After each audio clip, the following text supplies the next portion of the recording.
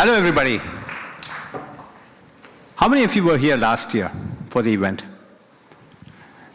So I've been involved with OSAT for many, many years, and the reason I do this is because this cause is near and dear to my heart. And you can see the impact that education has on transforming lives. Last year, if you were here, you probably saw Jay Chowdhury on stage, and he's an archetypal example of someone whose life was transformed by education.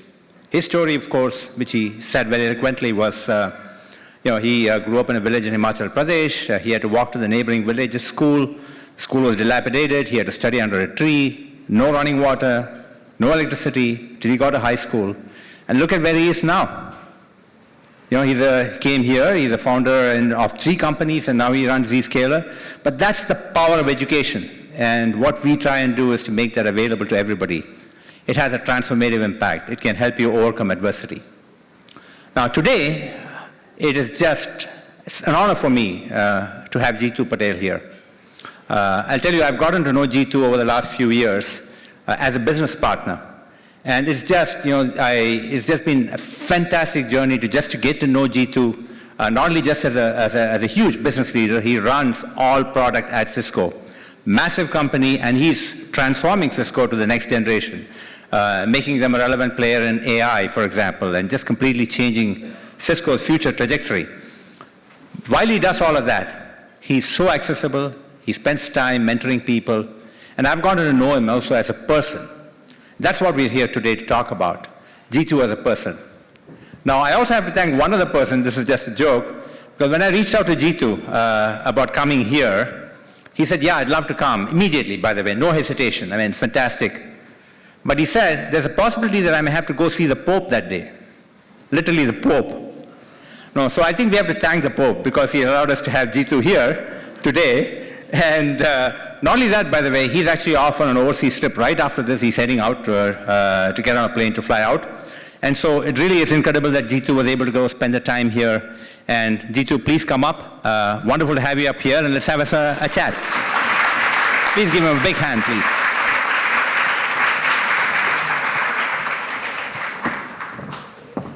Thank you for a great intro. Thank you. Please. By the way, Gitesh, this is not the final act. Yours was the final act, buddy. There's nothing I'm going to say that's going to match your singing, wherever you are.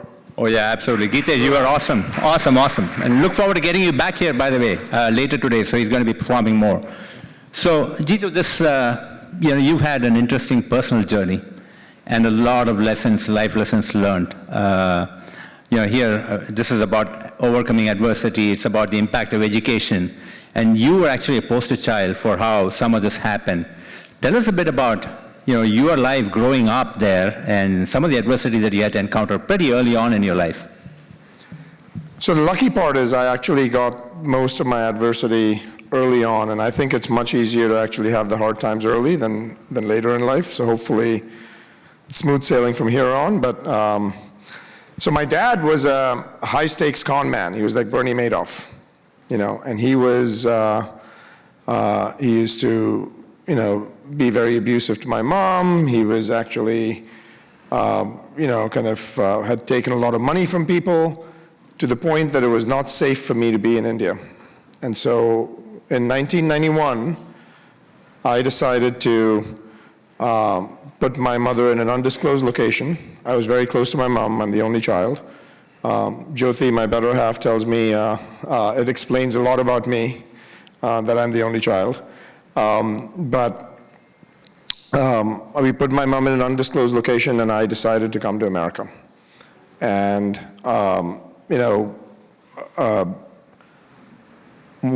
one of the things I'd say is a lot of us actually are very privileged to have access to a platform. So by the way, I left India in 91. I didn't go back for any kind of meaningful time until 2017, when I took my daughter back, who's 14 now. She was 5 at the time. 5, Jyoti, was it? Yeah. And so we went back there, and we met this. I said, I want to take her to the Taj Mahal, and I want to go out and do all of these things with her. So we took her to the Taj Mahal, and we had this tour guide, Raj. And this is an interesting kind of story on why it's so important that we kind of value what we have. because Raj was this, he was giving us a tour of the Taj, and he knew his product really well. Like, he knew all the history and all the details. I don't know if he was making this shit up, but he was sounding pretty eloquent, you know? And so but every single time someone would walk by, every once in a while, he'd bust out in a different language. He'd speak something in Mandarin, he'd speak something in German, he'd speak something in French. So at some point in time, I'm like, dude, how many languages do you speak? And he goes, oh, I speak about 7 or 8 or some very high number, but I learn a new language every year. I'm like, why is that? He's like, you know, because all these customers come over here and I want to honor them, and so I want to make sure that I actually learn their language rather than being pretentious enough to think that they're going to learn my language. And I'm thinking to myself at this point, and I used to be at Box, I'm like, this guy is categorically smarter than any person on the executive team, you know, and just as smart as any salesperson that we have, but he probably makes like 10, 15 bucks a day. And we had the privilege of going out and living a very good life in America. And the reason for that is because all of us had access to a platform.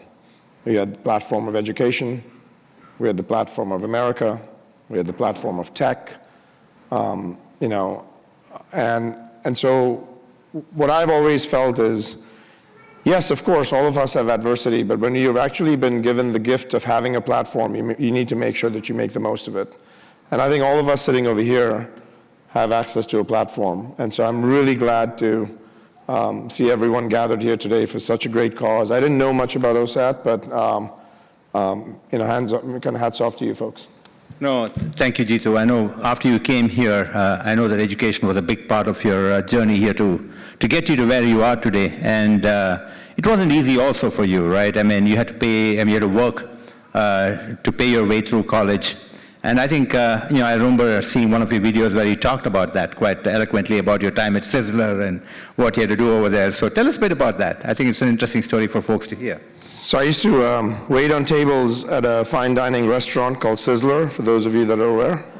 It's an average tip of $1. And well, what happened during that time is probably an interesting story, because, you know, you always, you feel like it's very easy to get hubris about the fact that you've succeeded in life. But the reality is you stand on shoulders of giants. So I'll give you, like, you know, 2 or 3 stories that might be worthwhile. First one was, when I first came here, you know, I was about to get deported because I didn't have enough money to pay for school. And my professor decided to give me a teaching assistantship as an undergrad for undergrads, only because she was kind enough to say, you know what, this kid seems like he works hard, let's give him a chance. And so that actually allowed me to go to school, because I didn't have enough money to pay for school. So that was, you know, story number 1.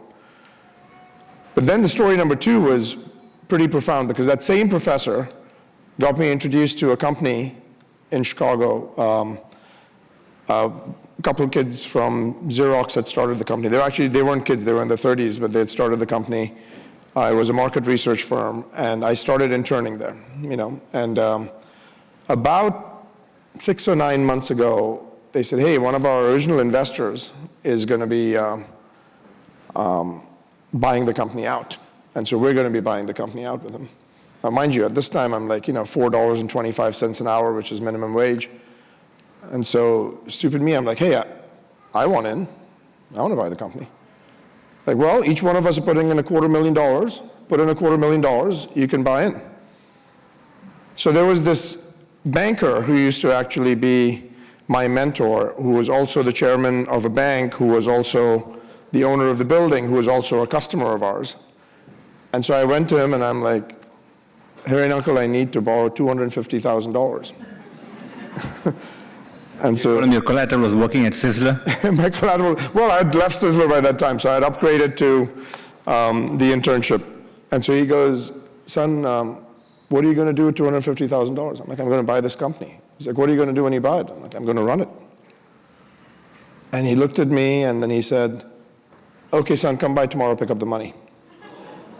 And he gave me $250,000. I ran that business for 17 years.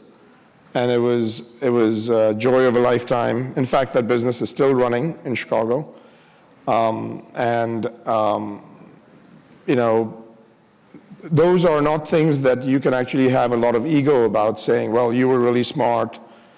You did things that were there because you worked hard. No, they were just random people that, you know, extended acts of kindness that actually made you change your trajectory of your life in a very, very material way. And so when you start thinking about that, you have to kind of give yourself a little bit of pause and say, wow, you're just lucky that you've actually got these angels around you who've been able to do this. If you have time, I can give you like one more story that was... Please do. You know, and the story that then was, you know, I hadn't seen my mom in like 7 years now. She was in India, I was here, she couldn't get a visa to come here, I was very close to her. And, you know, the whole time that I was there, I was in America. You know, I always, my entire singular objective was, I got to make sure that my mom doesn't go through the abusive behavior that she went through with her husband. And, you know, my granddad was not necessarily, was also very hot-headed. And so she had a pretty rough life. And so my only objective was not to make money for any other reason. I was very financially motivated, but it was so that we could make sure that mom's okay, you know. And so fast forward, she moves here. You know, she decides to, but she says to me, Jeetu, I'm going to live by myself. I don't want to live with anyone else. Jyoti and I kept trying. She said, Auntie, you know, she would say, Auntie, come over and live with us. She's like, no, I want to live by myself. You know, 10 years go by, 20 years go by, 30 years go by. And finally, she's getting a little old. And so I'm like, Mom, we got to make sure that we move you in with us. And so we decided to build a place for her in the backyard. And she was kind of, you know, she was starting to feel a little ill. And unfortunately, just 2 weeks in the place, she came and blessed it, but then she passed away. But before she passed away in the hospital, she was there for 8 weeks. And during that time, you know, like in most of our parents, how many have aging parents right now, the show of hands? All of us are going through this in some way or form. Most of the time, you know, she had become my child as she had gotten older. And she wouldn't go to the grocery store without me, she wouldn't go to the doctor without me, everything actually needed to be done with me. But in the last 8 weeks, she flipped again. And she said, I need to start telling you what you're doing wrong, you know. And she gave me a lot of guidance, a lot of coaching. We called every single person that had touched our lives during that time and said goodbye to them. But there was one lesson I'll kind of, for the younger ones at least, I'll kind of take away from this is, one night I was kind of profusely crying. It was like 1 in the morning, Jyoti had just gone home. I was kind of, you know, sitting by her in the hospital, but I was staying in the hospital, and I was profusely crying. And she looked at me all perplexed, and she said, I had no idea that you loved me so much. And, you know, I'm like, this is just the most bizarre thing, because if there was one person that shouldn't be confused about the fact that I love her a lot, it's my mom. But somehow she was confused, and that was my lesson, was a lot of times we're stingy with words. And my advice to the younger people is work hard, but don't be stingy with words with your loved ones, because they might not know what's going on in your head. And tell them you love them, because sometimes it might make their life worth living. So, Jeetu, I mean, this is a fascinating journey that you've had. you had to overcome a lot of adversity. You had to pay for education. You had to work your way through school. You took a hold of opportunities. What what are the most important qualities or habits that you've learned? Because you went through a lot, and here you are, right, running Cisco, and it's, I don't think these things come by happenstance or just that you happen to be lucky to have mentors. I think there's a lot that you do yourself. And so what like I said, what are those qualities or habits that have helped you persist through all of this, endure, and become successful? I don't know, I actually think a lot has to do with luck. I feel like 90% is luck, 10% is preparation for the time that an opportunity presents itself to you. But the biggest thing that the few lessons that I've learned, I'll give you kind of an example of what happened. So when I came here, I used to stutter. I couldn't say the word hello when I picked up the phone, and it was always very hard because you had to, hello, and then you could barely do that. So then what I started doing was I would say the word yeah instead of hello when I answered the phone. And my aunt would always get upset. She's like, why are you answering this phone in such an obnoxious way? It's because I used to stutter, And I think what you have to do when these things happen, there were like a couple things that were seminal moments in my life that changed my mental chemistry. So one of them was the stuttering. I started waiting on tables. And when I waited on tables at Sizzler, the stuttering magically went away because you had to be social. I was very introverted. I was very shy. But you had to be social and you had to be almost an entertainer so that you got a good tip, right? And before you knew it, little by little, the stuttering went away because you stopped thinking about it. That was one. Number two, and I'll give you why this is important. It's like the development of confidence is pretty important. Number two was I didn't know how to type. So one day my uncle, who I used to work for, who was also very gracious and generous, and they'd put me up for a while when I first came here. I used to work for him at the time. He said, well, son, the problem is I can't pay you minimum wage because your typing speed is not much to write home about. And I really remember this because I used to type 15 words a minute, one finger. We had not really kind of learned how to type. And so what I did was I decided they were going to go out on New Year's Eve one weekend. I'm like, I'm going to stay home. And so I stayed home, and for 72 hours, a long period of time, I don't remember how much, but it was like just the entire weekend, I just typed. I got in at 20 words a minute. I got out at 90 words a minute by the time they were back. And pretty awesome. And the reason that these are important stories is what it did was it changed my wiring in my brain that said, oh, so if I put my mind to something, this is just a matter of conditioning. Anything's possible. And that actually started unlocking me, the overcoming of stuttering, the ability to type. And then all the other things that came after were pretty interesting because I didn't really know much about anything that I did, but it never really intimidated me. In fact, to the point that when I took this job, the last job, about a year and a half ago, Chuck makes fun of me when I say this because there was another guy that was doing this job on the, running the networking side of our business.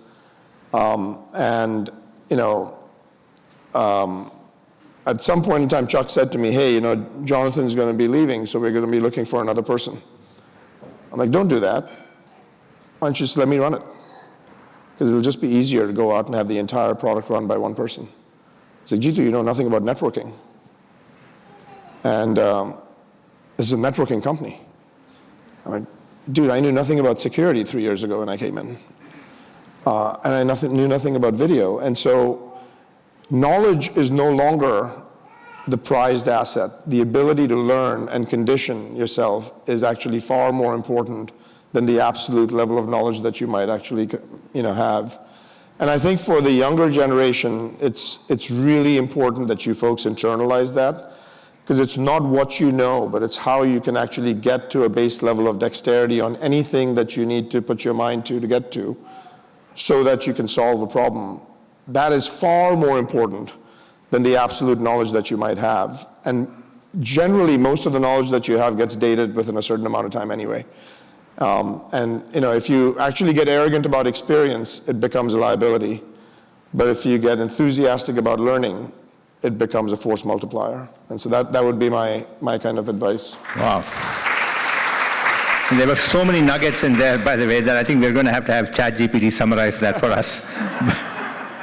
But there was determination, persistence, a can-do attitude, a learning mindset, making use of opportunities, seeking mentors. I mean, there's just so many things in there that I was trying to follow along. Aaron Levy is a good friend of mine. He's the CEO of Box. He's one of my, dearest friends. And one thing I learned from him is just never give up. And most people think when you get to a high position, every day is a great day. No freaking way is every day a great day. There are hard days every single day. Yeah. There are days when you feel like, man, this was hard. Am I going to make it? And that doesn't go away as you get more senior. But what does happen is if you've conditioned yourself to say, I'm never going to give up and I'm going to continue to keep inching forward. I tell my team, I'm like, just get 1.27% better every day. That's the power of compounding gets you to 100x better in a year.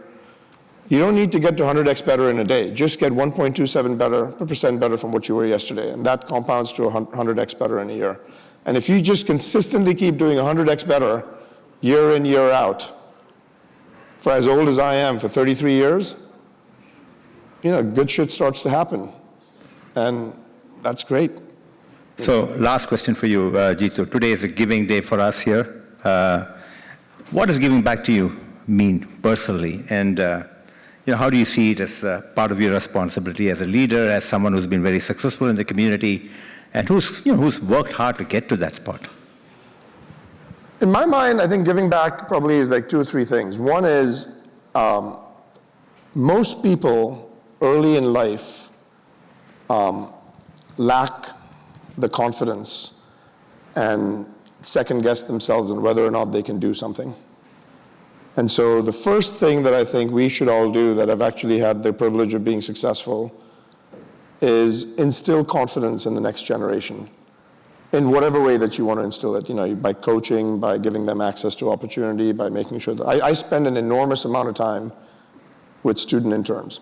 I go for hikes with them. I'll go actually talk to them. If anyone says, all my friends, kids, they all, talk to me on WhatsApp all the time. Because I learn as much from them, but the thing that's really important during that formative phase, and I didn't have this. In fact, what I had during the time early on was I had a lot of mocking that went on because I used to stutter. I didn't really have enough resources when I came here. My dad had done enough bad things to other people that they were associating me with my dad. And so what I had to do was, the instilling of confidence took a lot of grit. And for me, it was lucky. The only reason that I was able to do it is because I didn't have a choice because I had to take care of my mom. So I'm like, I got to figure this out. Otherwise, I'm not going to be able to take care of my mom. So the first thing is, in whoever the younger generation is, I think we have to make sure that we instill confidence because largely we are, the upper limit that we put on ourselves on the ambition has less to do with our ability and more to do with our imagination.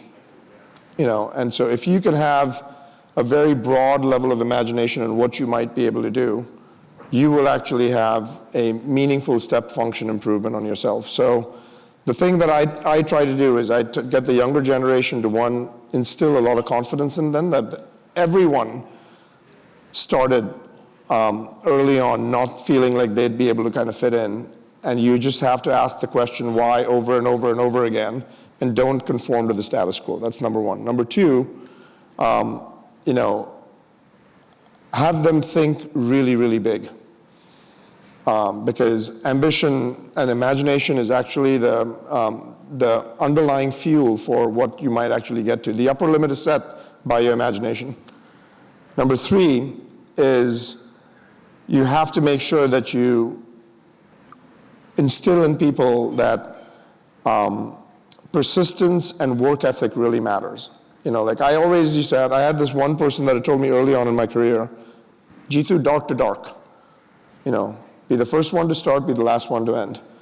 I still work 16 hours a day, 6 days a week, maybe 7 days a week. Jyoti gets pissed off at me at times, but she actually is a great supporter because she's like, this is who you are, and so I'm going to support you in who you are. And because I feel like if I can't do it, it's very hard for me to ask my team to do it. And so you have to make sure that you actually have a work ethic.